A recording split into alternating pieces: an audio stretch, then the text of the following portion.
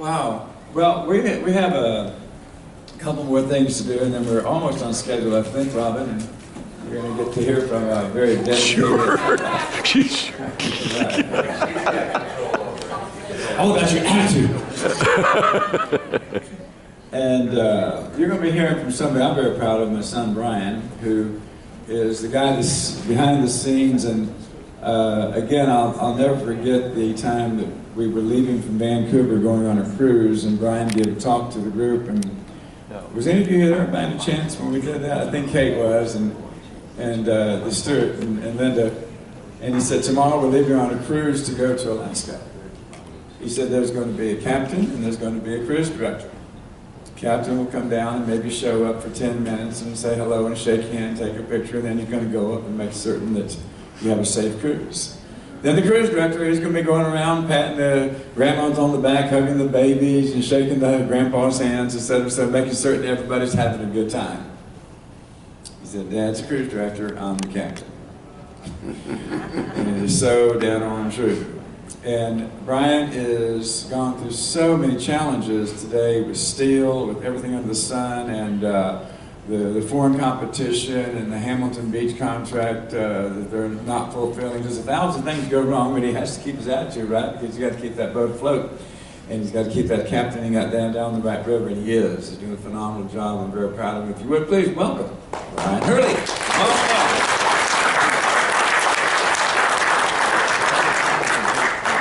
Thank you.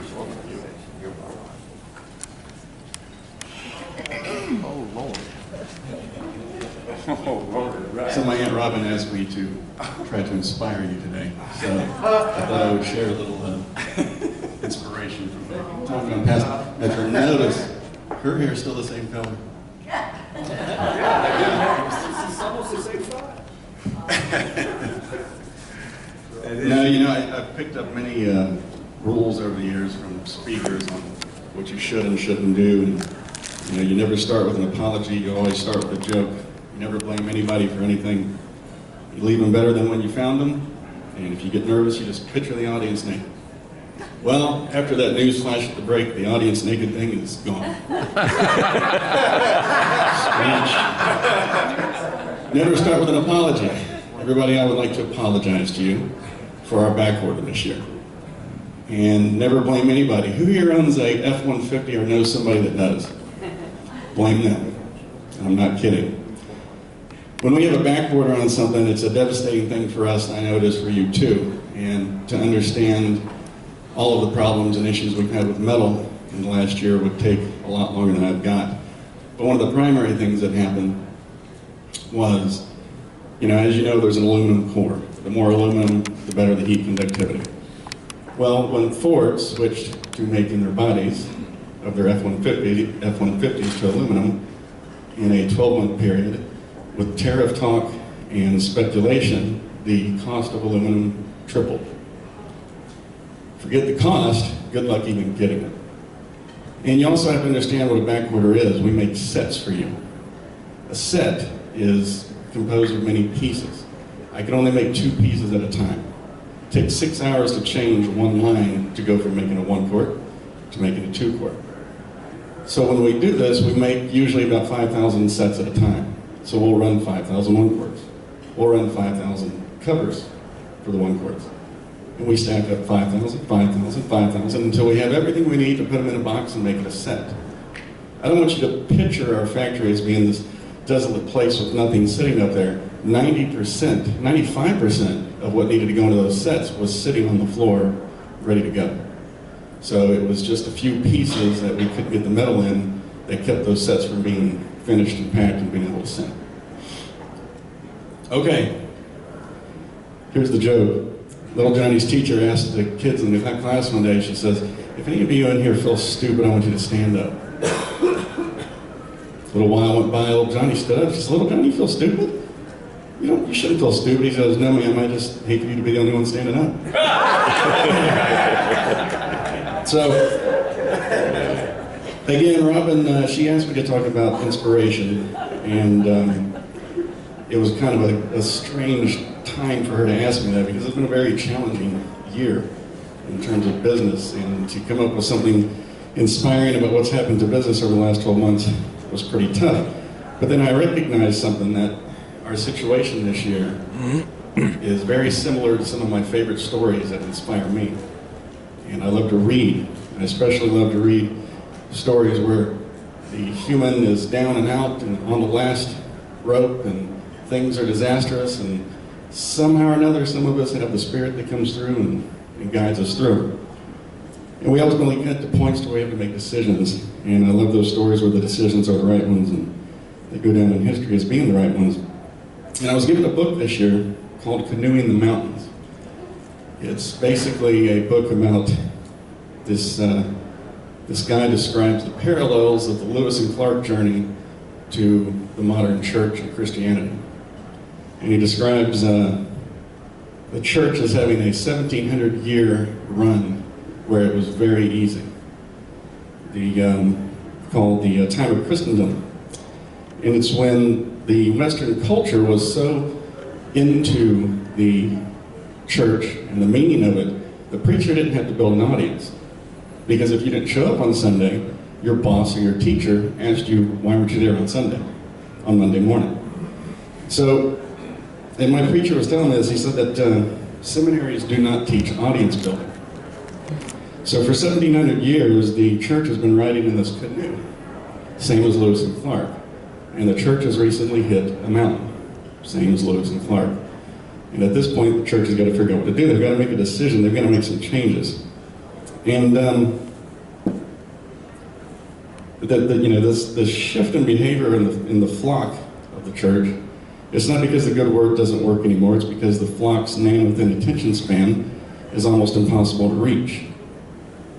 He described it as this: ministering to a passing parade of people who treat us like we are but one option in their personal salad bar of self-fulfillment.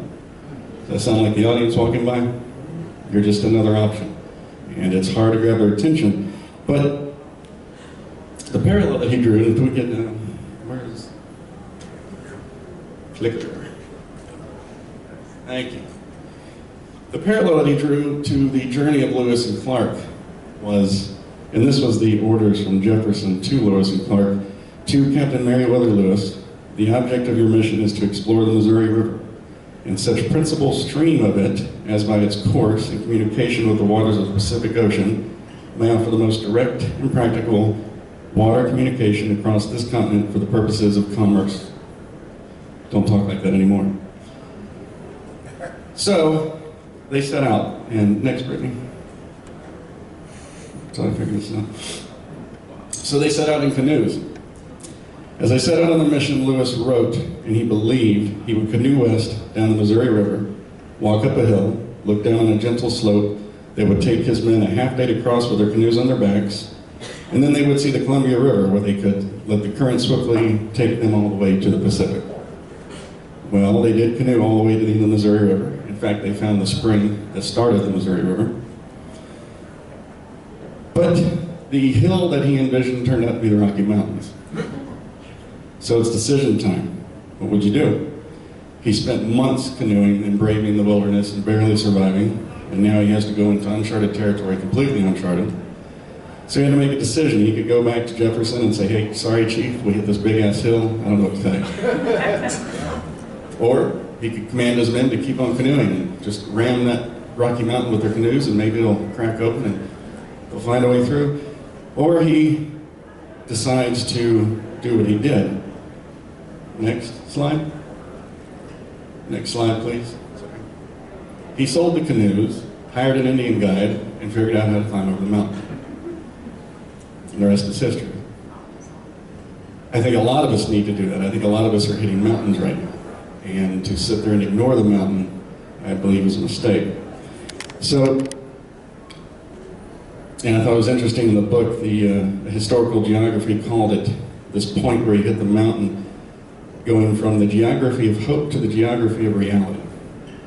And personally, I believe that reality is one of two things. It's either a leading post or a launching pad, and it's up to you to decide which one it is. There's actually a condition recognized by psychologists, but it's unnamed, and it's where a leader in a dire situation basically freaks out. but not even freaks out to the point of, oh my gosh, to the point that they just go into a trance-like state. And I'm talking about a ship's captain, an airline pilot, a business leader, you name it. And there's actually been captains of sinking ships found walking around in their underwear in a trance-like state as the ship is going down. Because they're waiting for the end, they see no other way out of it, and they're not even trying. It's a true condition. But the good news is, thank God, there is another undocumented condition called the human spirit. And it's that human spirit that some of us have that comes through the worst situations, and we hope that we all have in front of us. Next slide. A few years back, I got to have the privilege to hear a talk by a survivor of Cactus 1549, aka Miracle on the Hudson. Everybody know that one? Okay.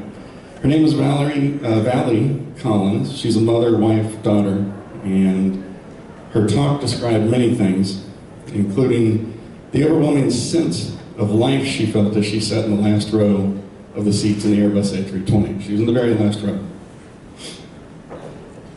She described what it felt like as she was certain she was going to die, as it softly touched down on the water, and her body said, "Oh my God, we made it. I'm alive. That was the softest landing ever. I better call my family and let them know I'm okay." It's her words. Only to quickly become overwhelmed by the fear of death again as she felt the first bit of icy cold water hit her ankles, and her body said, "Never mind, I guess I die today." To then find her spirit, as she described it, tell her, "Oh no, we aren't dying today. We're getting the F off this plane." And she did. And we were able to have dinner with her, and it was so interesting. It was like having dinner with a ghost. And I asked her, I said, statistically speaking, you should be one of the safest people in the world to fly with now. And she said, statistically, I should. And statistically, yeah, it sounds right, doesn't it? Within 18 months, she was on the JetBlue flight that had the front landing gear, would not come down lock. So she once again found her head between her knees, praying for her life. And she's okay. She made it. But the thing that really got me about her story was she described the human condition of the different people on board.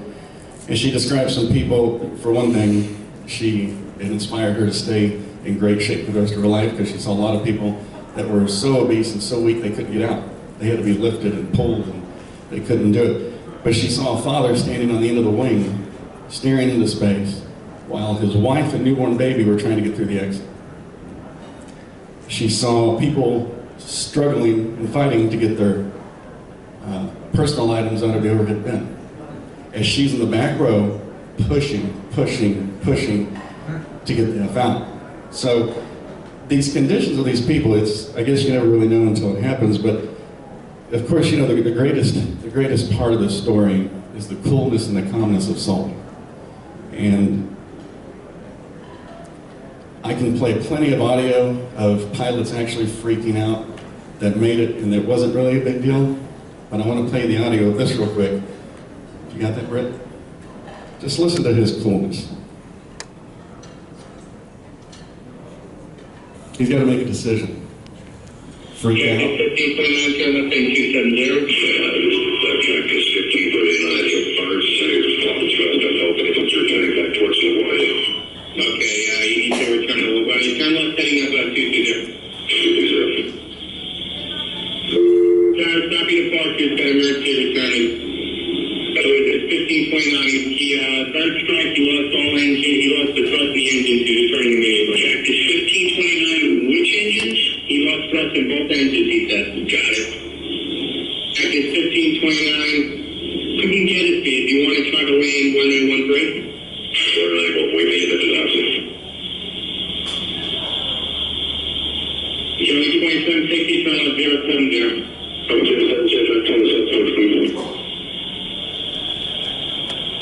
He's run the checklist. Decisions made. Contact is 1549. Give me left traffic to runway 31. Unable. Okay, what do you need to land?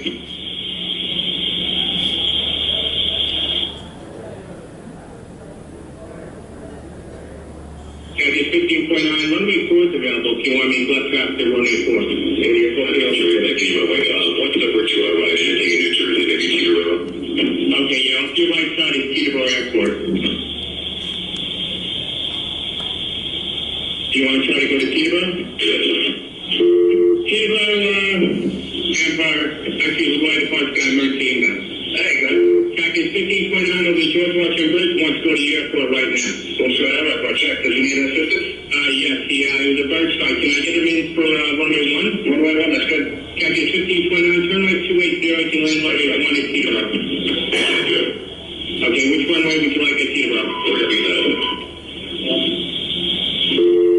I'm sorry, say again, Captain? That's it. What was the last thing he said? We're going nuts. He didn't freak out. He identified the problem. And I think more importantly, he knew he was somebody special, and he knew this was a special moment. And he didn't let fear get in the way of that. The river was birds. The mountain in his case was birds. Birds which turned into no power, which turned into him being cool, calm, and collective and saving 155 souls. And the other interesting part about Valley's story, she said, while standing out there on the wing, the thing she remembers the most about him is he kept counting to 155 over and over and over again. Even as the people were being taken in, he was getting radio calls, making sure they even got to shore. And these stories, to me, are very inspirational. And inspirational stories don't always have to be of life and death situations. Another one that really, truly inspires me is my son Logan. And this is where I'll try to hold it together. But who here has been called by Logan? Okay. I know what you're thinking. He's, college kid, summertime job, big deal. What you don't know about him is years ago he was diagnosed with some challenges that make social interaction and social cues he almost doesn't see them, doesn't get it at all. He has a lot of challenges. He's always got a smile, he's got a great attitude. If you haven't seen his video blog, you should definitely check it out. I'll send everybody a link to that. But in 2018, he had a decision to make. And he told me, he said, "Dad, I'm struggling with social issues."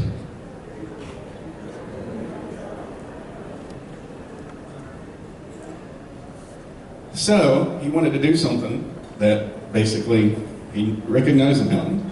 He was going to climb it. And I'm trying to remember what he said. He came to me and he said, "I think I want to do this something where I go around and demonstrate things." "You mean sell?" No, I just want to go to people and tell them about stuff." "You mean sell them stuff?" "No, I just want to tell them about it and maybe they'll buy it." Okay. He's not going to call it sales. That's fine. I said, "Logan, I think I got something for you at your age that's perfect." And I told him about Cutco. And I remember I used to help my dad sell Cutco many years ago. It's a great product. And so he went and he signed up and they took him in and he went through training and he has just absolutely, completely, and totally killed it. And you have to understand this guy and the challenges that he has. He doesn't see social cues. When I'm talking to you and I turn away, means I'm kind of done talking. He doesn't get that. And I think it might actually be a blessing because he also doesn't understand no. And I believe he has no fear of rejection because he doesn't know what rejection is. He believes in this product and he's going to sell it to you no matter what. So if you haven't been called by him, you will. Very soon. He can do an online virtual demo. Actually, it's something interesting to see that some of you guys might be interested in as well. And ultimately, Logan wants to be a Christian motivational speaker. That's his Pacific. And if you watch his blog, you'll see he's got a lot of work to do, but he's also making a lot of tremendous headway. And I'm very proud of him, and he's my inspiration. But next slide. Has anybody read The Alchemist?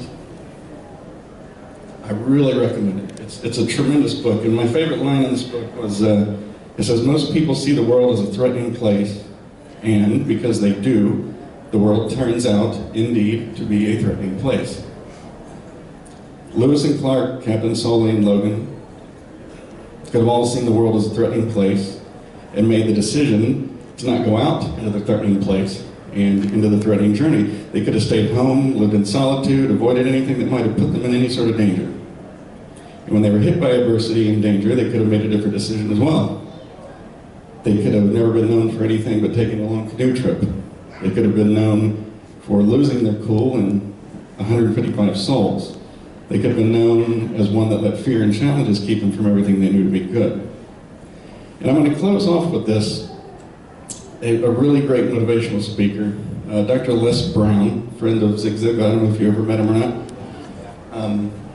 Tremendous speaker, absolutely tremendous speaker. But he talks about this recognizing your spirit and even your worst situations, and understanding that you were put in that situation because only you are able to solve that situation and to come through that situation.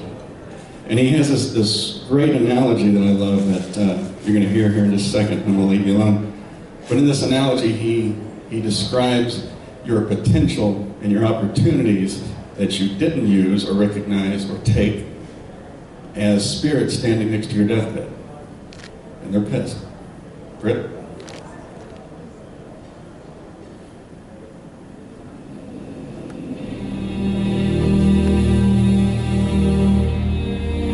If you died today, what dreams, what ideas, what gifts, what talents, what books, what voice, what stories will die with you?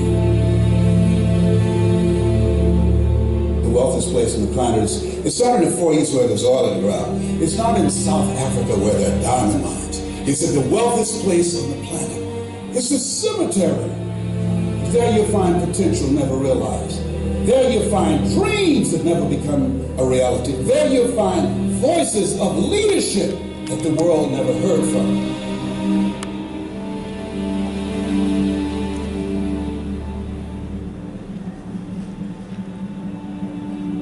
What if you live your whole life only to discover that it was wrong? Your power is beyond your comfort zone.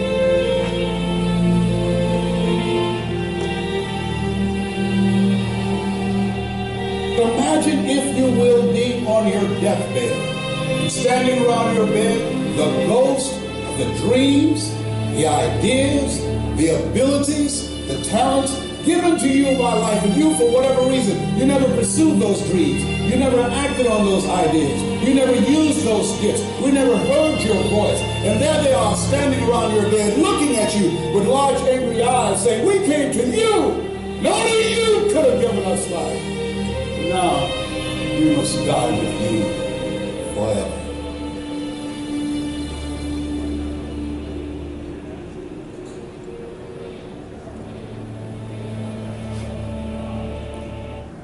He was born with a twin in an abandoned building in Florida, actually.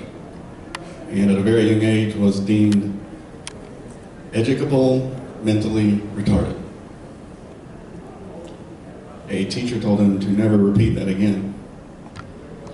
But that was his mountain. He got over the mountain. He became a famous DJ, a politician, a motivational speaker, and a TV host.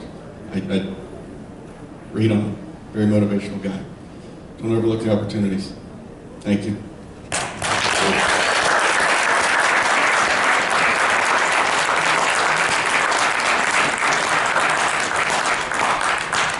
Thanks, sir. It's a hard act to follow. I think I'll finish.